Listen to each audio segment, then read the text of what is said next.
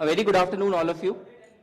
I welcome you all to this press conference by the Election Commission of India to announce the schedule for the state assembly elections in Maharashtra and Jharkhand.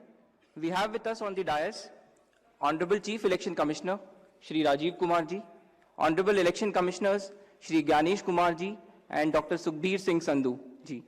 We also have with us on dais Senior Deputy Election Commissioners and Deputy Election Commissioners of the Election Commission of India. I am Anuj Chandak, Joint Director Media for the Election Commission. The format of the press conference will be as follows. There will be a brief address by the Honorable CEC along with a very informative presentation. The copy of presentation will be shared with you along with the press note and all of the details after the press conference conclude. After the address by Honorable CEC, we will be having a question and answer session. I would request all of you to kindly raise your hand and the mic will come to you. Kindly introduce yourself, your name and organization, and ask your question. Thank you so much. Now I would request Honorable CEC to kindly address the media. माननीय निर्वाचन आयोग Shri Ganesh Kumar ji on my right side, निर्वाचन आयोग doctor Sukhbir Singh ji Sandhu on my left, निर्वाचन आयोग doctor Sukhbir Singh ji Sandhu on my left, आयोग के वरिष्ठ अधिकारीगण और मीडिया के सभी फ्रेंड्स और इस प्रेस कॉन्फ्रेंस में जुड़े हुए सभी हमारे वोटर्स, आप सबका इस प्रेस वार्ता में स्वागत है. We welcome you all at this press conference, which is about the declaration of the schedule Jharkhand. Friends, मैं इस वार्ता को शुरू करने से पहले चुनाव आयोग की तरफ से और आपके माध्यम से सर्वप्रथम हरियाणा और जम्मू कश्मीर के सभी मतदाताओं को, वोटर्स को चुनाव में बहुत ही सशक्त दमदार पार्टिसिपेशन के लिए मुबारकबाद देना चाहता हूं, धन्यवाद करना चाहता हूं. जम्मू कश्मीर की आवाम ने जमहूरियत के जश्न को ऐतिहासिक बना दिया. भारी संख्या में पार्टिसिपेट कर अपने जमहूरी हक का शानदार उपयोग किया और जिसने लोकतंत्र की मजबूत नींव रखी है. दुनिया में सबसे बड़े लोकतंत्र के रूप में भारत हर चुनाव में गोल्ड स्टैंडर्ड्स तय कर रहा है, रिकॉर्ड बना रहा है. इन दोनों चुनावों में जो जज्बा दिखाया गया वो लंबे समय तक याद रहेगा. आप सबको वो पिक्चर्स, वो माहौल निश्चित रूप से याद रहेगा. जम्मू कश्मीर की आवाम ने जमहूरियत के जश्न में लोकसभा चुनावों में जो बुनियाद बनाई थी उस पर एक बहुत ही सशक्त इमारत असेंबली इलेक्शंस में लिखी है और इस जनादेश ने नई आशाएं और उम्मीदों को संचार दिया है. Now it is over to the people of J&K to take this democratic journey forward. और हम एक नया गोल्ड स्टैंडर्ड और सेट कर रहे हैं. Just to remind you, just to recall, चुनाव घोषणा के समय ही हम अपना इरादा घोषित करने लगे हैं. हम अपनी विल और इंटेंट को पहले बताते हैं और उसे पूरा करके दिखाते हैं. Just to take you down the memory lane, Lok Sabha के चुनाव के समय, हम अनाउंसमेंट के समय हमने वादा किया था कि हम 4M की चुनौतियों से निपटेंगे और हिंसा, पुनर्मतदान, धन और सोशल मीडिया के दुरुपयोग की अनुमति नहीं देंगे. और आप सब जानते हैं कि हमने वो करके दिखाया. भारत के चुनावों की गोल्ड स्टैंडर्ड्स की कड़ी में हम एक और नया अध्याय लिख रहे हैं. इसी को आगे बढ़ाते हुए J&K अनाउंसमेंट के समय अगर मैं आपको फिर से याद दिलाऊं कि चुनाव से पहले किस प्रकार की थ्रेट्स थी, आतंकी हमले बढ़ रहे थे. लोग, आप सब लोगों में से बहुत लोग ये भी पूछ रहे थे कि पता नहीं चुनाव आयोग J&K में चुनाव कराएगा कि नहीं कराएगा. और 16 अगस्त को जब चुनाव की घोषणा का समय था तो इसी प्लेनरी हॉल में हमने अप फ्रंट और बोल्ड वादा किया था. और मुझे याद है मैंने कहा था कि जमहूरियत के जश्न में आपकी शिरकत दुनिया देखेगी नापाक इरादों की शिकस्त की कहानी. और वो कहानी आपने सबने देखी और वो कहानी पूरे वर्ल्ड ने देखी. चुनाव को इंड्यूसमेंट फ्री बनाया गया और जहां J&K में चुनाव कराने का विषय होता था वहां सीजर्स में 130 करोड़ रुपए के सीजर्स हुए, which is 100 times more than 2014 elections. तो पहले ये बात भी नहीं होती थी कि सीजर्स भी करना है, इस पावर को रोकना भी है. Similarly in Haryana, seizures were to the tune of around 75 crores, 4 times more than 2019 elections. इन दोनों राज्यों के चुनावों में भी नील रीपोल रहे। There was not even a single repoll in both the states including the state of Jammu Kashmir. कोई violence नहीं हुई, zero violence including the state of Jammu Kashmir. एक भी लाठी नहीं चली, एक भी गोली नहीं चली, आप सब इस बात के गवाह हैं। आपने देखे शिकस्त के नज़ारे। And let us give an ovation to the voters of Jammu Kashmir and Haryana. चुनाव दर चुनाव घटती हुई हिंसा, बढ़ती भागीदारी, रिकॉर्ड सीजर्स, मतदाता बिल्कुल स्पष्ट संदेश दे रहे हैं that they have full belief, they are very very participate in the electoral process. लेकिन कोई बात नहीं, फिर भी अगर मुझे याद आए तो कुछ तो लोग कहेंगे लोगों का काम है कहना। हम उसके बिना चिंता किए आगे बढ़ते हैं, अपना काम सशक्त तरीके से करते हैं, ये आपको विश्वास दिलाते हैं। So friends, now we come to Maharashtra and Jharkhand, जहां पर अब उत्सव का समय है। हाल ही में हमने झारखंड और महाराष्ट्र में विजिट की थी और वहां पर political parties, DOs, SPs, IGs, commissioners, enforcement agency सबके साथ बैठक की थी और पूरे व्यवस्था को समझा और उसका रिव्यू किया था। So before we come to the schedule, let me share some basic information about these two states with you. Total districts in Maharashtra are 36 with 288 assembly constituencies, of which 234 are general, and scheduled tribes constituencies 25 and SC constituencies 29. Term of the assembly of the Maharashtra is ending on 26 November 2024. If we talk about the number of electors in Maharashtra, they are 9.63 crores. 4.97 crores male and 4.66 crores female voters. Young voters की संख्या जिस पे काफ़ी जोर दिया गया था SSR में 1.85 करोर्स, और उसमें से 20.93 lakhs are first time voters of 18 to 19 age group. If we tell you about the polling stations in Maharashtra, there are total 1,186 polling stations and at 52,789 locations. Urban being 42,604 and rural being 57,582. इस बार भी हम PWD managed booths बनाएंगे, women managed booths बनाएंगे महाराष्ट्र में भी। Model PSS की संख्या 530 रहेगी। अगर झारखंड में की चर्चा करें तो टोटल डिस्ट्रिक्ट्स की संख्या है 24, टोटल असेंबलीज 81, जिसमें से जनरल 44, एसटीज 28 एंड एससीज 9। झारखंड की असेंबली का टर्म 5 जनवरी 2025 को कंप्लीट हो रहा है। और अगर झारखंड में इलेक्टर्स की बात करें तो 2.6 करोड़ वोटर्स, जिसमें 1.29 crores female and 1.31 crores male. First time voters between 18 to 19 years are 11.84 lakh and 66.84 young voters in Jharkhand also.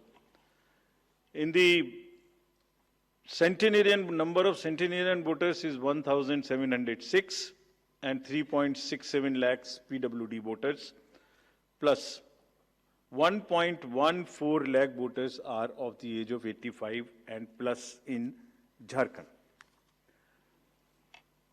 If I give you an overview of polling stations in Jharkhand, पूरे polling stations की संख्या होगी 29,562 और जो कि 20,221 locations पर फैले हुए होंगे। अर्बन संख्या वहां कम है 5,042 और रूरल परिवेश ज्यादा है, इसलिए रूरल बूथ्स की संख्या होगी 24,520। यहां पर भी women managed booths, youth managed booth, PWD managed booths बनाए जाएंगे। एवरेज वोटर्स की संख्या पर booth is 881। Particularly vulnerable tribal groups पे जैसे मैंने पहले भी आपसे चर्चा की है, कमीशन का उनको एनरोल करने के लिए, उनको एम्पावर करने के लिए बहुत एम्फेसिस है। महाराष्ट्र में 3 पीवीटीजीज हैं, कटकरी, कोलम एंड मारियागौंड, और झारखंड में 8 पर्टिकुलरली वल्नरेबल ट्राइबल ग्रुप्स हैं जिनकी आबादी 1.78 लाख है। उसमें असुर, बिरहोर, मालपाड़िया, पहाड़िया, सौर्या, पहाड़िया, बिरजिया, कोवार एंड सावर, इन सबका लगभग 100% एनरोलमेंट इलेक्टरल रोल में किया गया है। और सभी डीओज ये कोशिश करेंगे कि जो भी बूथ्स इनके यहाँ बने वो बहुत सहज इनके ही परिवेश में बने और इस तरह की स्वीप एक्टिविटी करें कि वो सबके सब अधिकतर मात्रा में अपने मतों का प्रयोग कर सकें। मैं फिर से रिपीट करना चाहता हूं कि सभी पोलिंग स्टेशंस पे एश्योर्ड मिनिमम फैसिलिटीज होंगी। पिछली बार मुंबई शहर से कुछ ऐसी इंफॉर्मेशन या शिकायतें आई थी कि वहां पर कुछ बूथ्स पे ज़्यादा पोलिंग स्टेशंस एक जगह होने की वजह से प्रॉब्लम थी। इस बार हमने रिव्यू में बहुत ही सख्त हिदायतें दी हैं, उनको रिव्यू किया है, रेशनलाइज किया गया है पोलिंग स्टेशंस को। तो हम उम्मीद करते हैं डीओज विल वर्क। और वहाँ इस बार म्युनिसिपल कमिश्नर मुंबई को डीओ भी घोषित किया गया है ताकि जितने रिसोर्सेज उनके पास हैं उन सबको वो उसमें इस्तेमाल कर सकें। एक और व्यवस्था की गई है जो हम पीछे से कोशिश कर रहे थे, अब हमने उसकी इंस्ट्रक्शंस भी इशू कर दी हैं। एक और व्यवस्था कि पोलिंग लाइन जब लगती है तो उसमें लाइन के बीच में भी थोड़ी कुर्सियां या बेंच लगाएं ताकि अगर आधा घंटा लग रहा है तो बीच बीच में कहीं ना कहीं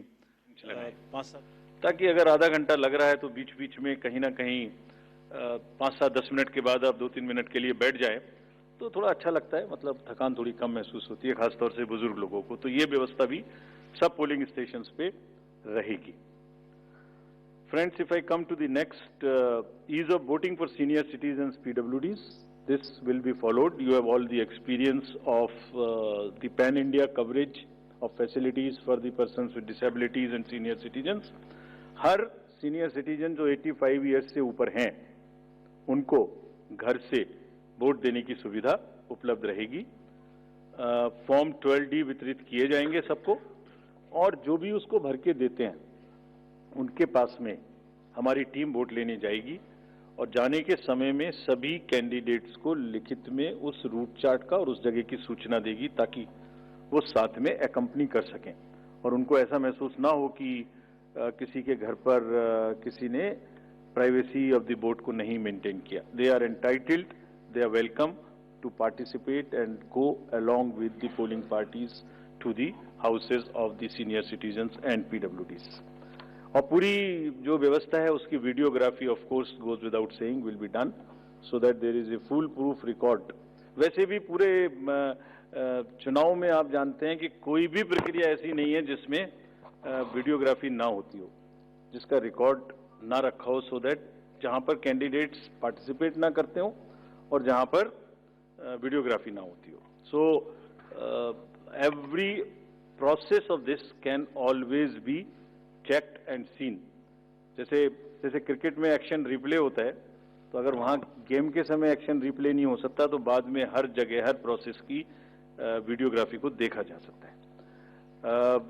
इसी प्रकार से जो नेक्स्ट अगर मैं आपको बताऊं तो जो टेक्नोलॉजी है उसका हम फिर से बहुत यूज करेंगे।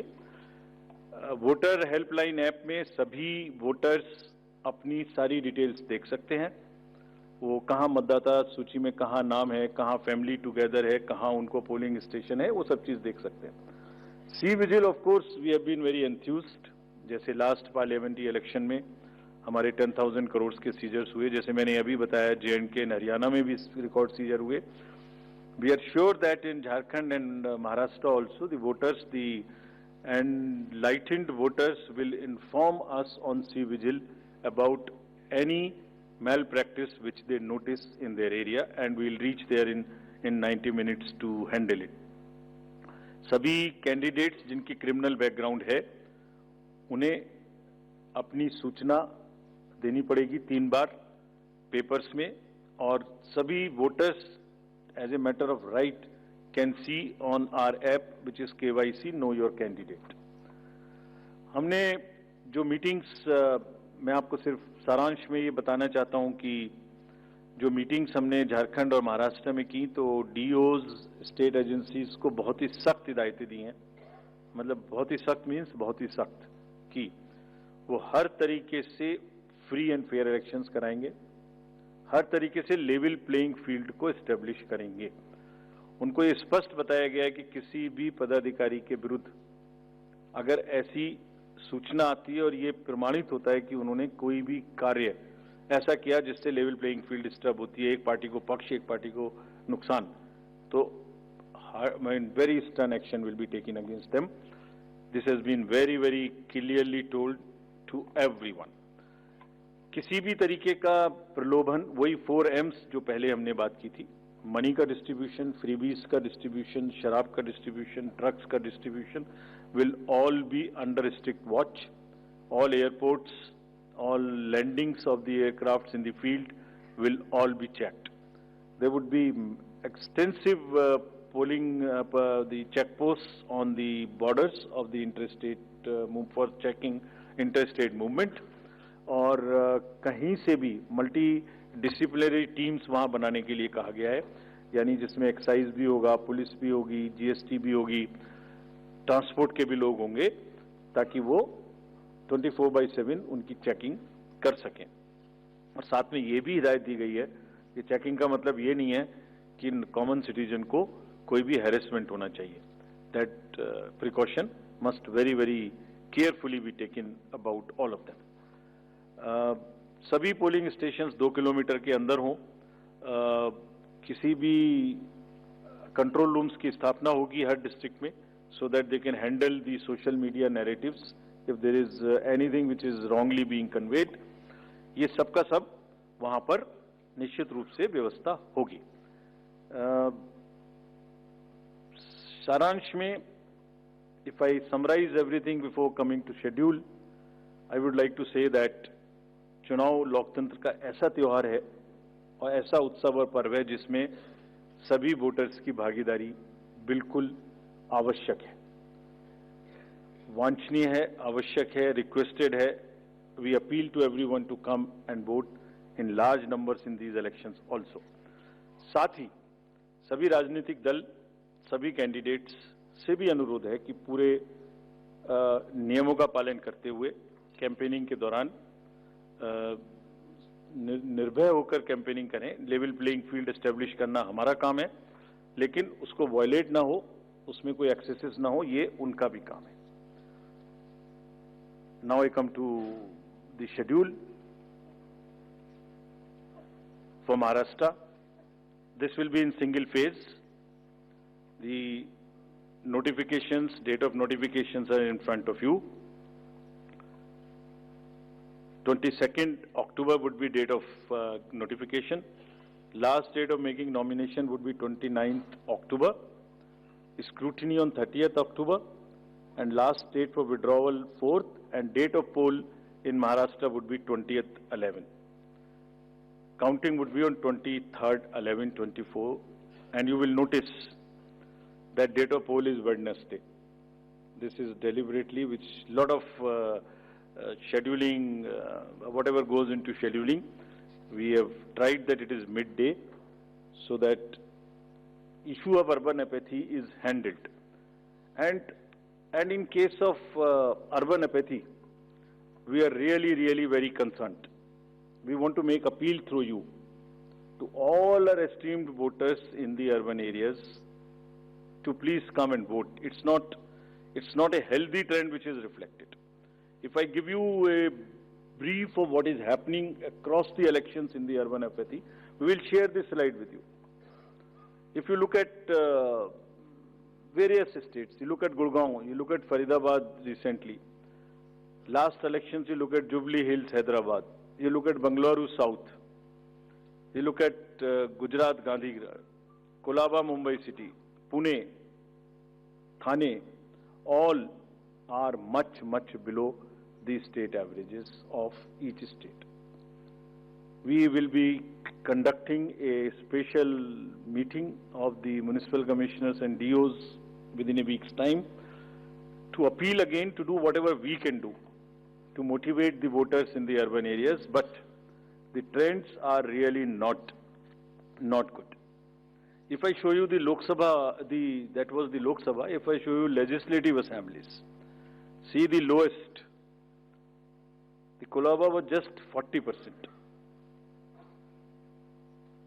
62 of 64 urban ACs in Maharashtra were less than the state average in 2019. So was the case in the parliamentary elections 2024 also.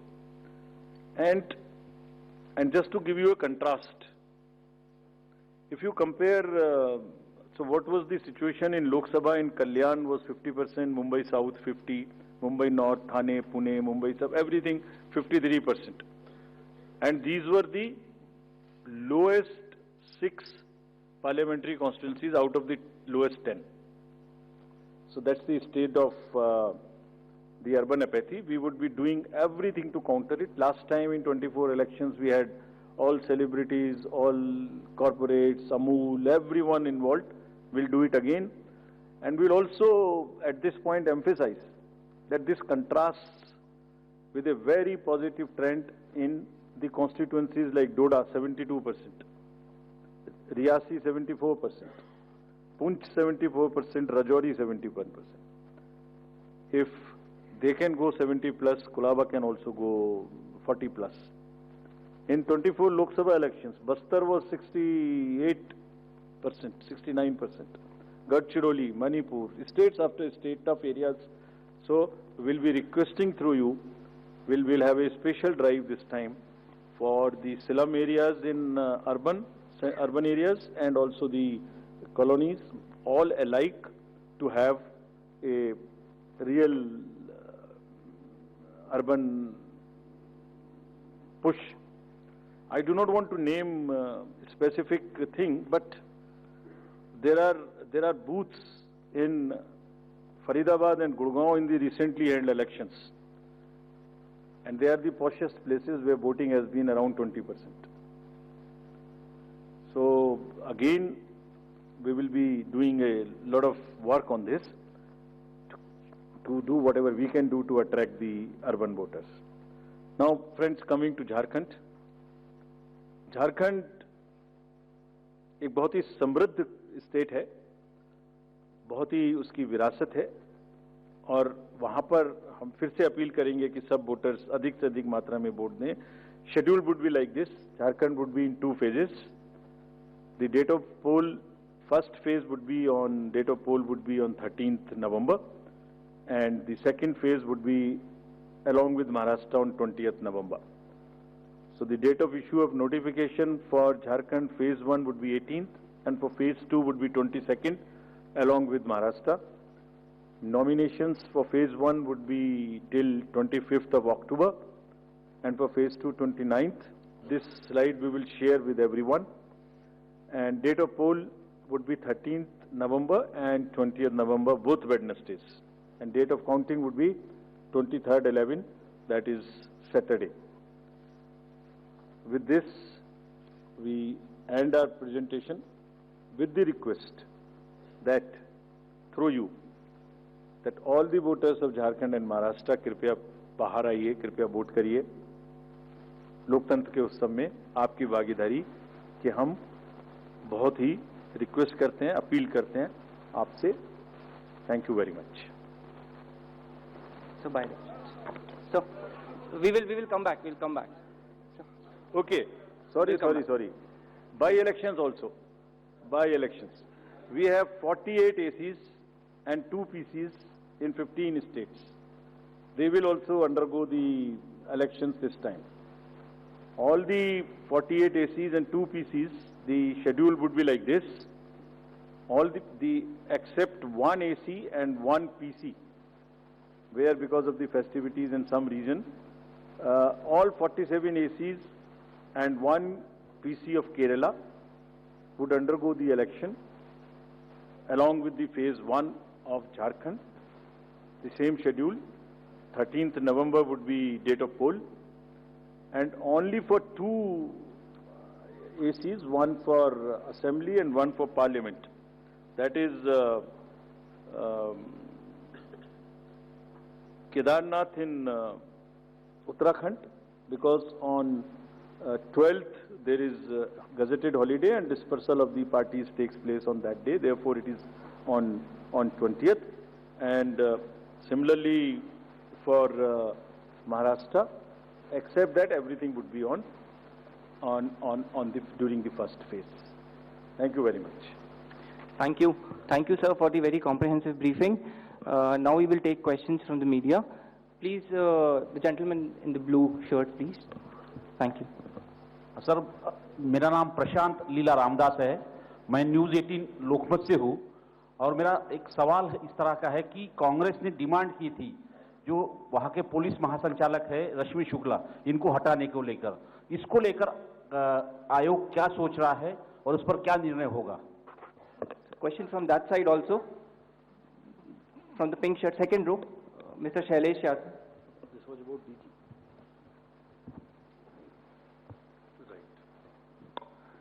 Sir अभी सर मैं शैलेश यादव ANI से। अभी हाल ही में चुनाव संपन्न हुए हैं जम्मू कश्मीर और हरियाणा में, और लोकसभा इलेक्शन के बाद देखा गया है कि एग्जिट पोल जो हैं एकदम उल्टे रहे हैं या जो है एकदम गलत साबित हुए हैं, और इसको लेके पब्लिक में सवाल ये उठता है कि एग्जिट पोल में तो सरकार इनकी बन रही है और नतीजा उल्टा है, उस पर EVM पे सवाल उठाए जाते हैं, जिसकी शिकायत आपसे कुछ पार्टियों ने करी थी, जिनका एग्जिट पोल में ये था कि सरकार बन रही है और जब EVM का रिजल्ट आया तो सरकार बदल गई। तो इस तरह के एग्जिट पोल को लेके आपका क्या कहना है, क्योंकि सवाल जब उठते हैं तो आपकी तरफ से जो है बाहर नहीं आता है कि क्या इलेक्शन कमीशन सोच रहा है इस पर? Last row, madam was raising the hand. Please. So just wanted a clarification for the assembly constituencies and parliamentary constituency bypolls. So it's Wayanad and Nanded, the two parliamentary constituencies voting, right? Yes. Yes. Yes. There is a EP. There is a EP pending. Yeah. Gentleman in the, yes, please. Sir I am Sandeep Rajgolkar from TV9 Marathi.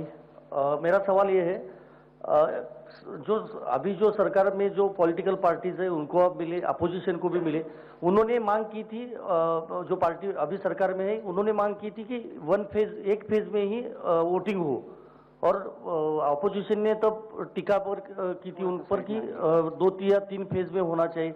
तो उनकी मांग थी इसलिए किया क्योंकि छोटा हो के भी झारखंड में वहाँ पे 2 फेज है और महाराष्ट्र में 1 ही फेज है। We have gentleman in the first row, please. Good evening sir. सामने सर। मोहित दुबे न्यूज़ नेशन से हूं सर मैं। मेरा सवाल ये है कि EVM को लेके पहले भी आपने बयान दिया है, लेकिन एक बार फिर से EVM को लेके शिकायतें विपक्षी दलों ने हरियाणा को लेके की है, बैटरी को लेके शिकायत की गई है। तो आप हमेशा ये कहते रहे कि निष्पक्षता के साथ हम चुनाव करवाते रहें, तो ऐसे लोगों को आप क्या जवाब देंगे, ऐसे लोगों को आप क्या कहेंगे जो EVM को लेके आपसे शिकायत करते हैं और इस बार बैटरी को लेके शिकायत की गई है? तो पहले इसमें एक प्रश्न जवाब दे देता हूँ। पहला प्रश्न था DG महाराष्ट्र के बारे में। सो DG's appointment in any state is governed by the procedure where the name of the senior most officers are sent to the UPSC. UPSC selects the person, and there is a Honorable Supreme Court decision on this in Prakash Singh's case. The entire issue of this will be handled as per the legal pronouncements governing the subject. This name has been cleared by UPSC. But however, exactly what has been dictated, what has been ordered in this Honorable Supreme Court's order, this case will be handled according to that. Somebody asked about 2 phases in Jharkhand and 1 phase in Maharashtra. Do you remember how many phases were in Jharkhand last time? 5. And now you are asking about 2 also. There are factors in Jharkhand which are about the Naxal areas and others. There are concerns, therefore there are 2. And Maharashtra was 1, it is 1. Exit polls. Actually, I didn't want to touch this subject, but since you are asking.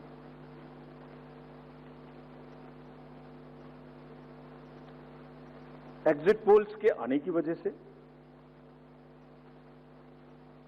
exit polls के एक expectation set करने की वजह से, एक बहुत बड़ा, let me explain, एक बहुत बड़ा डिस्टॉर्शन पैदा हो रहा है। ये आप सब लोग यहाँ हैं, ये एक आत्मचिंतन का और आत्ममंथन का भी विषय है प्रेस के लिए, खासतौर से इलेक्ट्रॉनिक मीडिया के लिए।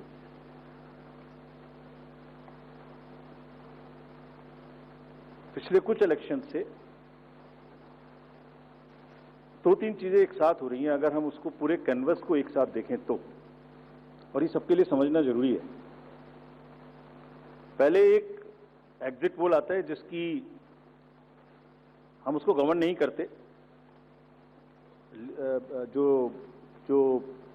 एस्टेब्लिश्ड रिजीम है, स्टैट्यूटरी एंड जुडिशियल रिजीम, उसमें हम उसको गवर्न नहीं करते। लेकिन एक खुद के आत्मचिंतन की जरूरत जरूर है कि वो उसका सैंपल साइज क्या था, उसका सर्वे कहाँ हुआ, उसका रिजल्ट कैसे आया। अगर मैं उस रिजल्ट से मैच नहीं किया तो मेरी क्या रिस्पॉन्सिबिलिटी है, कहीं कोई डिस्क्लोजर्स हैं कि नहीं है, ये सब देखने की जरूरत है बहुत सख्त। There are bodies which govern this, there is NBSA, there are other bodies which self regulate, and I am sure the time has come that the associations, bodies which govern will do some self-regulation. Because इसी से जुड़ा हुआ दूसरा विषय है जो कि बहुत ही इंपॉर्टेंट है। जिस दिन पोलिंग खत्म हुई उससे रफली थर्ड डे काउंटिंग होती है, तो आज शाम को 6 बजे से एक एक्सपेक्टेशन राइज हुई। सबने सोचा ये होने वाला है, जिसका कोई साइंटिफिक आधार, जिसका कोई लीक पब्लिक में डिस्क्लोजर में नहीं है। और इसी बीच चुनाव आयोग की प्रेस कॉन्फ्रेंस के बाद बड़ी जानकारी, राजस्थान में 13 नवंबर को होंगे उपचुनाव। 13 नवंबर को उन 7 सीटों पर वोट डाले जाएंगे जहां पर उपचुनाव होने हैं। तो प्रदेश की 7 सीटों पर उपचुनाव की तारीखों का ऐलान हो चुका है। चुनाव आयोग की प्रेस कॉन्फ्रेंस अभी हुई है। महाराष्ट्र और झारखंड विधानसभा चुनाव के साथ साथ देश भर में जहां जहां उपचुनाव होने हैं उनकी भी तारीखों का ऐलान हो चुका है। राजस्थान में 13 नवंबर को होंगे उपचुनाव। राजस्थान की वो 7 सीटें, इन 7 सीटों पर 13 नवंबर को उपचुनाव होंगे। झुंझुनू, सलुंबर, ये तमाम वो सीटें हैं जहां पर देवली उनियारा समेत 7 सीटों पर, कुल 7 सीटों पर उपचुनाव होने हैं और इनकी तारीखों का ऐलान हो चुका है। राजस्थान में वैसे भी चुनावी सरगर्मी तेज है और कांग्रेस हो चाहे बीजेपी, इन 7 सीटों पर होने वाले उपचुनाव को लेकर अपने अपने प्रभारियों की नियुक्ति हो चुकी है और कैंडिडेट्स के नामों पर भी अब मंथन लगातार हो रहा है। इन 7 सीटों में से कुल 6 सीटें कांग्रेस के विधायकों की रही है, वहीं 1 सीट बीजेपी के विधायक की रही। लेकिन अब बीजेपी की पूरी कोशिश रहेगी कि इन 7 सीटों पर जहां जहां पर कांग्रेस ने पिछले चुनाव में जीत दर्ज की थी वहां पर सेंधमारी जो है बीजेपी करे। ये देखिए, रामगढ़, दौसा, देवली उनियारा, खीवसर, सलुंबर, 84 और झुंझुनू, ये वो तमाम 7 सीटें हैं।